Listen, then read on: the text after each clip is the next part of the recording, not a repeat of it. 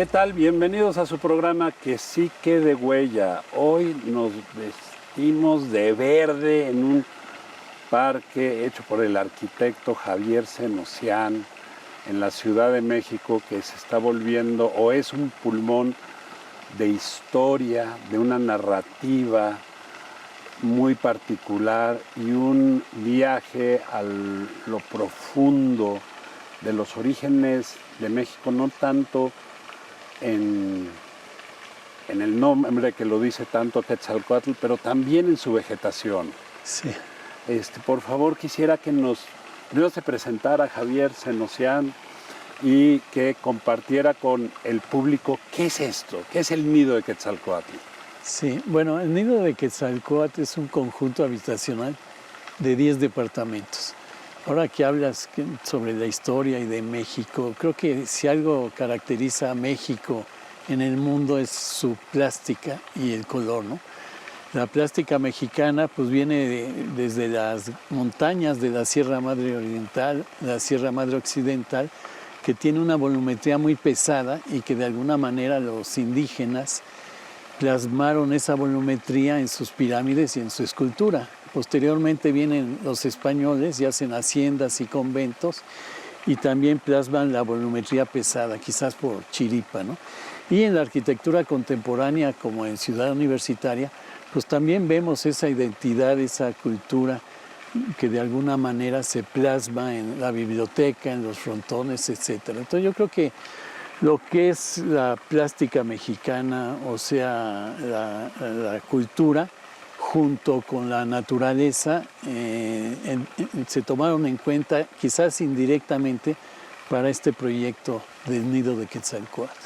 Pero ¿cómo llega Javier el Niño a la arquitectura? ¿Cómo se vuelve su pasión y esta arquitectura tan peculiar?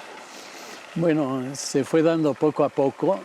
Cuando salí de la escuela, en aquel entonces el servicio social se hacía en un pueblo y de acuerdo a las necesidades del pueblo uno proponía un tema.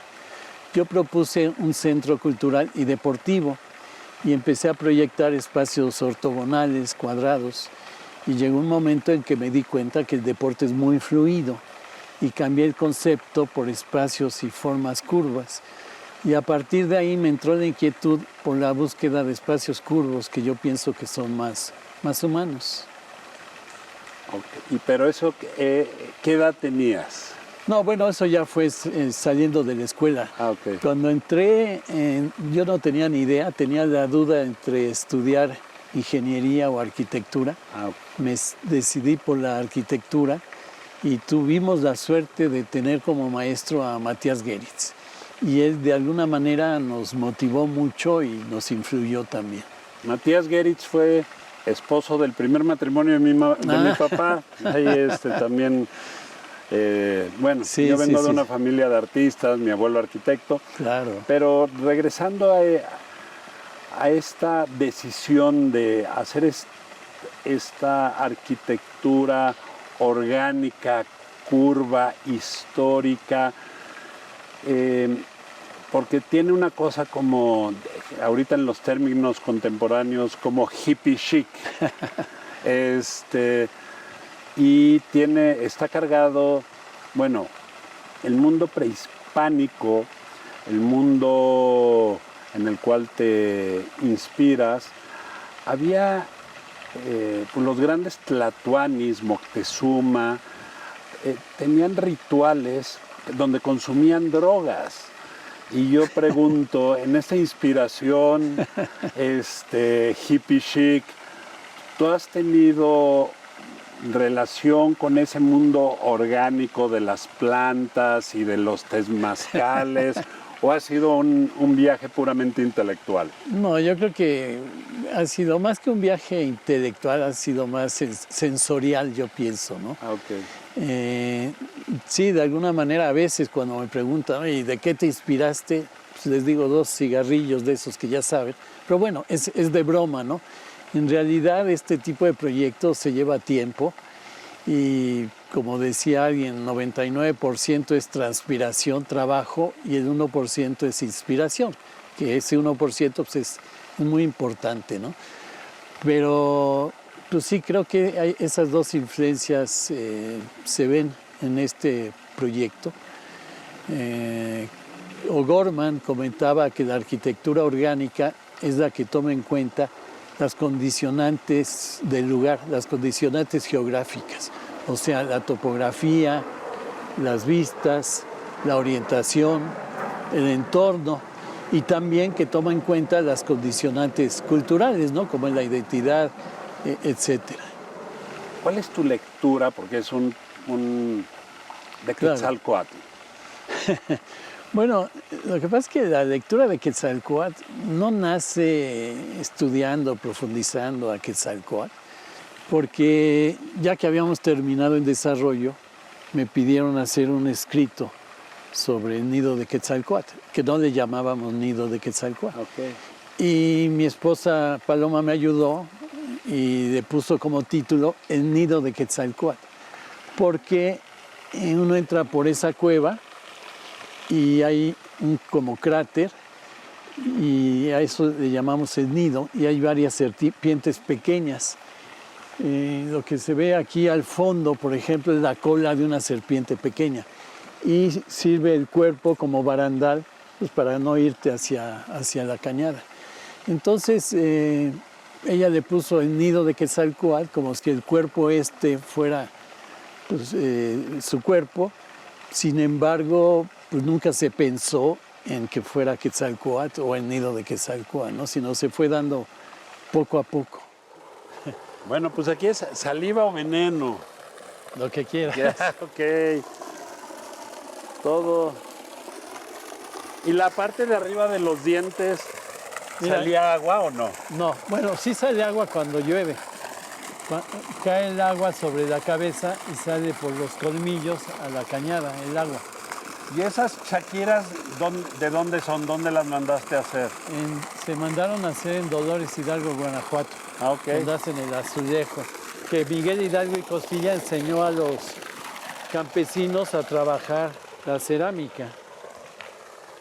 ¿Y tú también eres guanajuatense? No. ¿No? Paloma, mi esposa, Sí. pero yo no.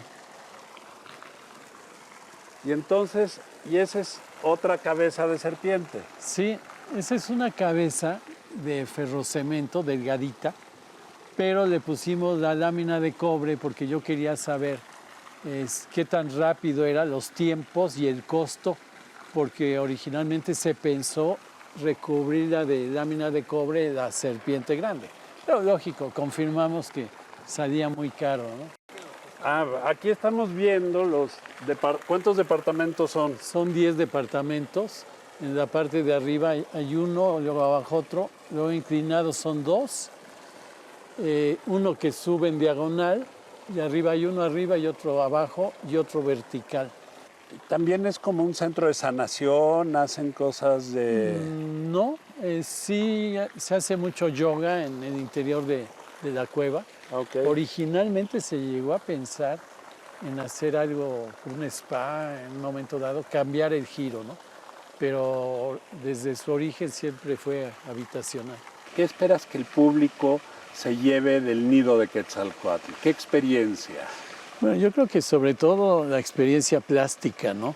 De vivir el entorno y que de alguna manera siento, por lo menos fue la idea, que se integre al lugar. Y el aspecto plástico creo que es muy importante. La volumetría, la cabeza que tiene unas donas, que su origen o reminiscencia son las figuritas de los indígenas huicholes que hacen las chaquiras. Con la shakira, exacto. Y el color, pues viene un poco, todos sabemos que Quetzalcóatl viene del quetzal, y el ave, el quetzal, tiene las plumas iridiscentes. Y de ahí vino la idea de pintarlo con pinturas iridiscentes, ¿no? Son tonos turquesas, etcétera, ¿no? Que a veces esos colores los vemos en el aceite con el agua o en las plumas del pavo real, que son colores interesantes, ¿no? Muy vivos. Y también hay un pequeño museo de sitio con tu trayectoria, ¿no? Con las maquetas. En este pequeño museo futurista donde están todas estas maravillas también para compartir con el público, que sientes que estás en las maquetas de Star Wars.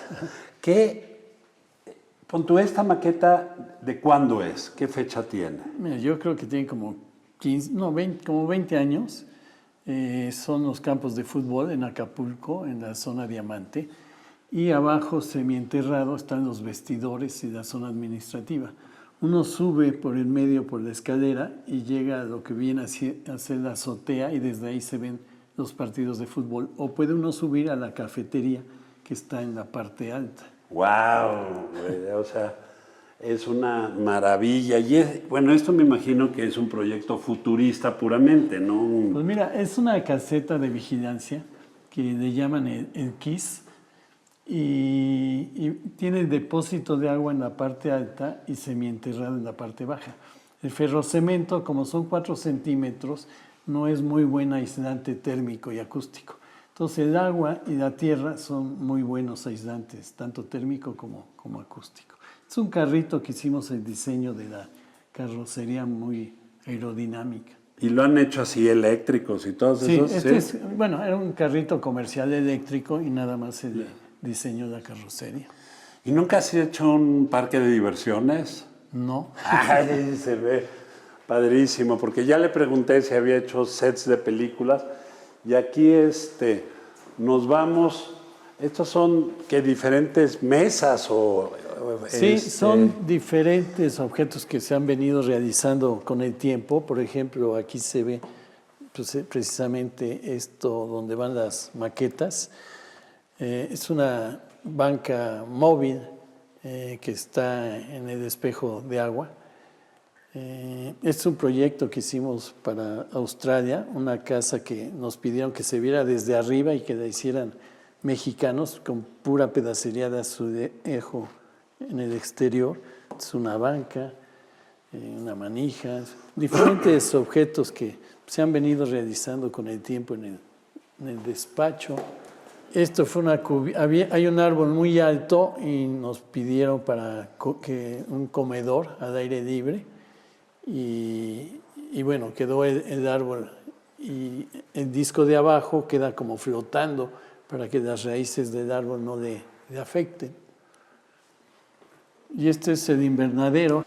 Uno entra por aquí, que es como un caracol, es un túnel, empieza a subir y sale por lo que parece como la cola del caracol, ¿no? Ah, mira, sí es aquí la cabeza del caracol. Y la concha. Órale. Y la cola. Esto que vemos aquí es como una salamandra, es para Ensenada, los viñedos que hay ahí. Y esta como la cola de la salamandra es el acceso y salida tanto de la materia prima, cajas, etcétera, como la salida del producto terminado.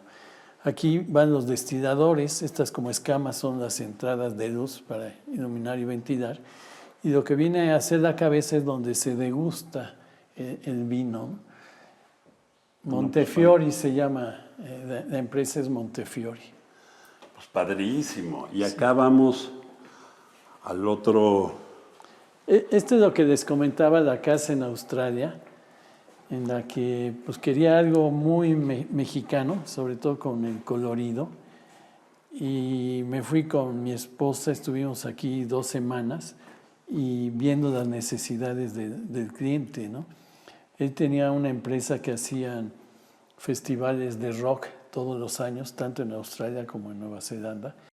Y para él era relativamente barato traer materiales de México como gente que la hiciera, ¿no? Puesto que llevaban muchas pues, baterías, equipo de orquestas, etcétera, y gente.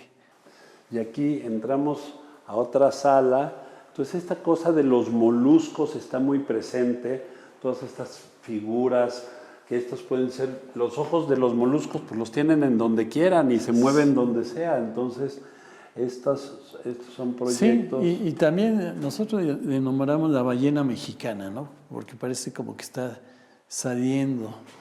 Es una casa que se hizo con una estructura neumática, es como un globo, se infla, se esprea de poliuretano, se desinfla y puedes usar la estructura neumática como cimbra para hacer otra casa. Esta es una casa en Itu, cerca de, bueno, ni tan cerca, como a 3 horas de Sao Paulo, y tiene una muy bonita vista a un campo de golf. Bueno, ya hablamos del lugar, ahora vamos a hablar de Javier, el arquitecto, su trayectoria, la tumba de José Alfredo Jiménez, cuál es el tema que primero quieres abordar, cómo te vuelves o cómo das un manotazo y decir, yo quiero ir por la arquitectura orgánica, los volúmenes circulares, y todo eso es una influencia a través de Matías Geritz, y que nos platiques un poco de tu trayectoria. Sí, bueno, terminando la escuela yo seguí motivado y empecé a investigar sobre los espacios curvos. Me di cuenta que pues, todo se relaciona con las curvas. Yo te veo a ti y te veo la gorra que se adapta a tu cuerpo, los lentes se adapta ovalados hacia los ojos, tu reloj circular, y que la ropa que se adapta al cuerpo, ¿no?, de uno. Hundertwasser comentaba que el hombre tiene 3 pieles: la epidermis, que se adapta a los órganos, la ropa que se adapta a nuestro cuerpo, y la casa que se debería de adaptar al ser humano, ¿no? Y pues todo lo relacionaba con las curvas. Fue una investigación que se hizo durante 6, 7 años. Posteriormente se sintetizó en un libro que se llama Bioarquitectura, que se divide en 3 grandes capítulos, que es naturaleza, el hombre y lo orgánico. Que el hombre y naturaleza lo podríamos sintetizar en naturaleza, porque el hombre es parte de la naturaleza.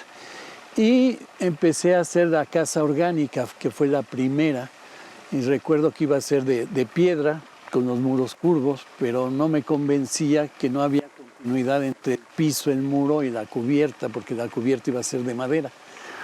No recuerdo cómo conocí el ferrocemento, que es un sistema constructivo muy noble, que se daba en los países del tercer mundo para hacer barcos, silos, en fin, ¿no?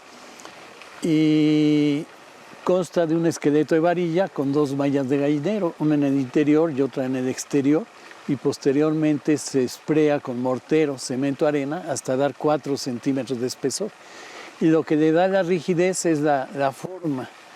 Y bueno, así nace la casa orgánica, que se llevó 4 años, y posteriormente se hicieron otras obras, y la tumba de José Alfredo me pidieron que si se podía remodelar cuando cumplió 25 años de haber fallecido. Yo cuando la vi, que era una capilla de estilo grecolatina, no me convenció mucho y les comenté que mejor hacer una nueva tumba, ¿no? Y se partió de 2 de las características de la ropa de José Alfredo, que es el zarape de saltillo y el sombrero charro, ¿no?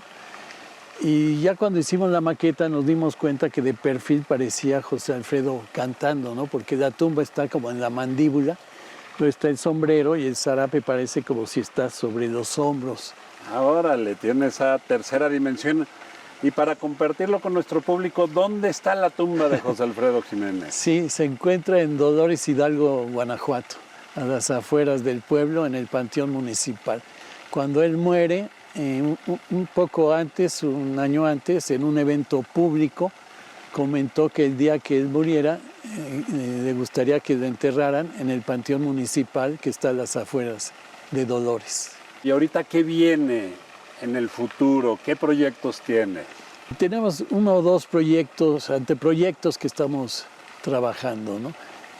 Uno en Rumanía y otro en Cancún. ¿Y esos son proyectos privados o públicos?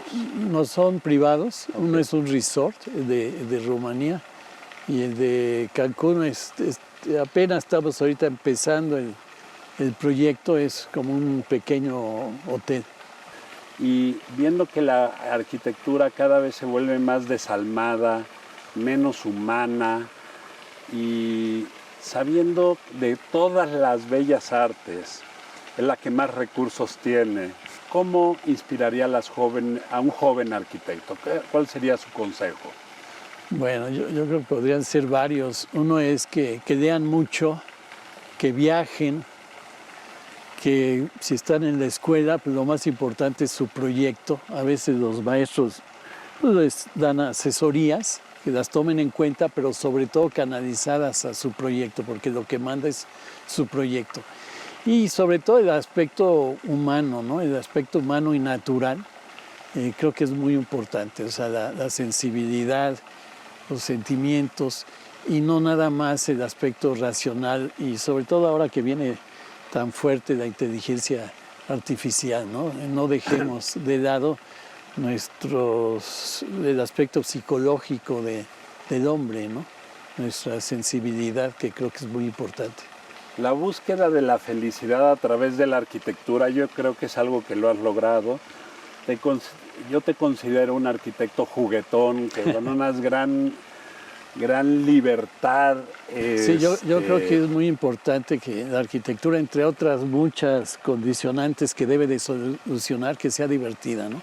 Y sí, hablas de este mundo que de alguna manera en la arquitectura actual, la mayoría de las veces, el espacio se delimita y se estructura con elementos rectos, elementos horizontales como pueden ser la losa, las traves, las cadenas, y o elementos verticales como son pues, los muros, las columnas, los castillos, ¿no?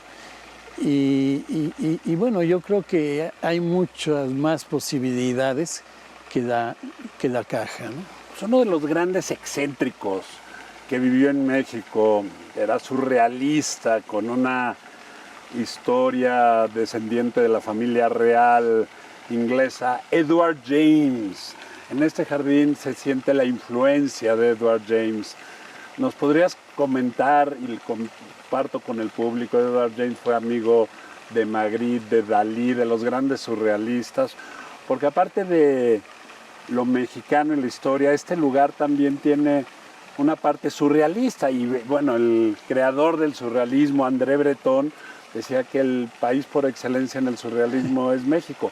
Pero ¿nos puedes hablar, compartir de tu influencia de Edward James? Sí, bueno, yo conocí Gilitla hace ya muchos años, cuando prácticamente no había nada más que las construcciones de ahí. Uno llegaba y al que vimos fue a Plutarco Castellón, el hijo de Plutarco. Y bueno, sí tenemos mucha influencia de ese tipo de arquitectura plástica. Sin embargo, en todo esto no pensamos tanto en el surrealismo, ¿no? Sino indirectamente surge o sale, ¿no? Por ejemplo, la cabeza, pues cuando nos dimos cuenta que parecía... Es más, un día pensé, ¿qué tal si se le coloca la cabeza de una serpiente en la boca de la cueva?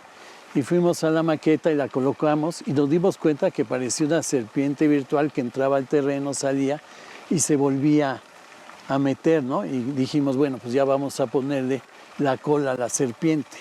Y en el acceso al estacionamiento queda el crótalo con el depósito de agua arriba, que es como si fuera el cascabel de la cola de la serpiente, abajo el cuarto de máquinas y más abajo el espacio del conserje y 10 pequeñas bodegas, una para cada departamento.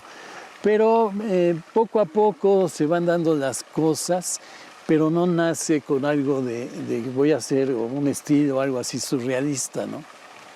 Bueno, a ver, el surrealismo en México no se da de una forma intelectual, se da de una forma natural. Somos surrealistas Claro. en nuestro ADN, pero se logra dialogar con Edward James, ¿no? Se logra vincularse en esos, como dijera Diego Rivera, vasos comunicantes de Xilitla, la Ciudad de México, y esa, pues por decirlo, locura sana que es el arte, ¿no? ¿Su despacho dónde está? El despacho... Bueno, estuvimos mucho tiempo en la calle de Legaria, en Irrigación. Hace como un año nos cambiamos a Santa Fe. Ok. Y sí, es un estilo orgánico, nada más que en este caso todo es de madera. O sea, son espacios ortogonales en el que uno entra y tiene la recepción, pero el sistema constructivo son como arcos con costillas de madera. Posteriormente duela perpendicular y después viene lo que es la piel, que es chapa de maple. Pero entra como por un túnel que llega a dos privados o se pasa a la zona de computadoras o a la zona de maquetas. Y bueno, el piso, el muro y el techo son curvos. Sí. ¿Y quiénes son, Javier, tus referentes como arquitectos? ¿Cuáles consideras tus grandes padrinos o mentores? Hijo, hay muchos, ¿no? Está Franz Wright, Gaudí, Barragán, aunque no parezca, hay mucha influencia en el color también. Oscar Niemeyer, Eero Saarinen, Le Corbusier. Hay muchos arquitectos que nos han influenciado. Y bueno, como se comentó, la plástica mexicana, la naturaleza, ha sido una gran inspiración. Siempre he pensado que la naturaleza no hay que copiarla, hay que reinterpretarla, hay que tomar en cuenta sus principios para adaptarlos al diseño, ¿no? Tanto desde el punto de vista funcional, espacial, estructural o formal, ¿no? Yo a veces lo resumo un poco esto con el molusco. El molusco tiene una función, una fisiología, pero necesita un espacio y ese espacio lo hace con su baba y su excremento como materiales y va moldeando, va girando el molusco y va moldeando su espacio con la estructura y la forma no es más que el reflejo de esa estructura en el exterior. Entonces creo que estos cuatro pilares de la arquitectura son muy importantes.